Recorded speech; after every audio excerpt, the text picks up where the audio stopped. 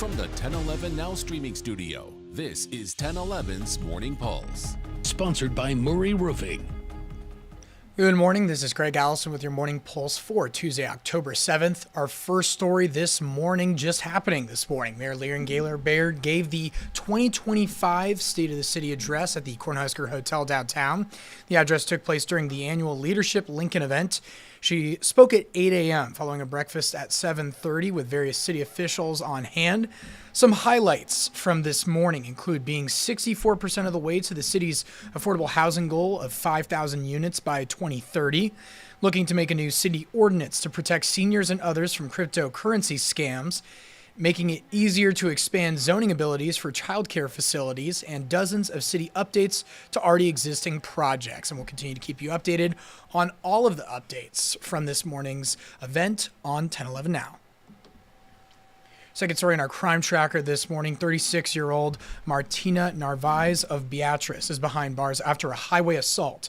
Gage County Sheriff's Office says it happened along South 82nd Road. Authorities say Narvaez was arguing with a family member while driving. The victim then got out of the car to defuse the situation.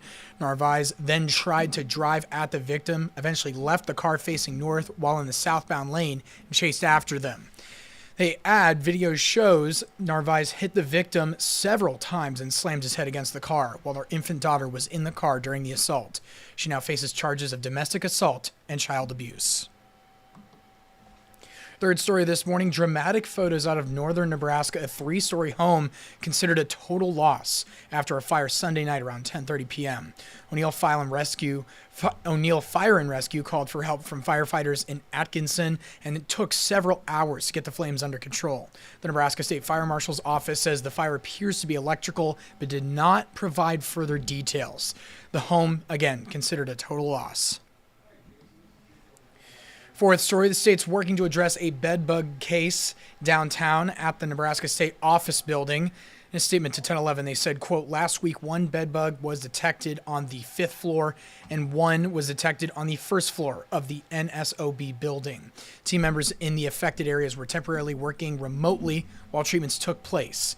Officials say they have taken immediate action, including spraying the floors after hours and steaming the floors and cubicle walls. Affected portions of the building, though, remain closed out of abundance of caution. And wrapping things up with your final story, the University of Nebraska-Lincoln's Innovation Campus is celebrating 10 years and unveiling a new addition designed to boost local invention. The department held an open house showing off their new Frontier Tech Lab, a space for companies, inventors, or anyone with a good idea to turn concepts into prototypes. From 3D modeling and printing to electromechanical integration, so far the lab has taken on more projects than it can finish in a year, doubling the student intern workforce to meet those demands. Goal is to keep projects local, though, the kinds that often go out of state or overseas, make them for a fraction of the cost. That's your Morning Pulse for this Tuesday morning, and we'll wrap things up with a look at your 7-day forecast. Feeling like fall today again.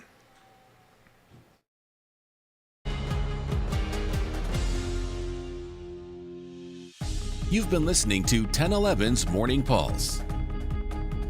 Watch, listen, stream on the 1011 Now app, on YouTube, or wherever you get your podcasts.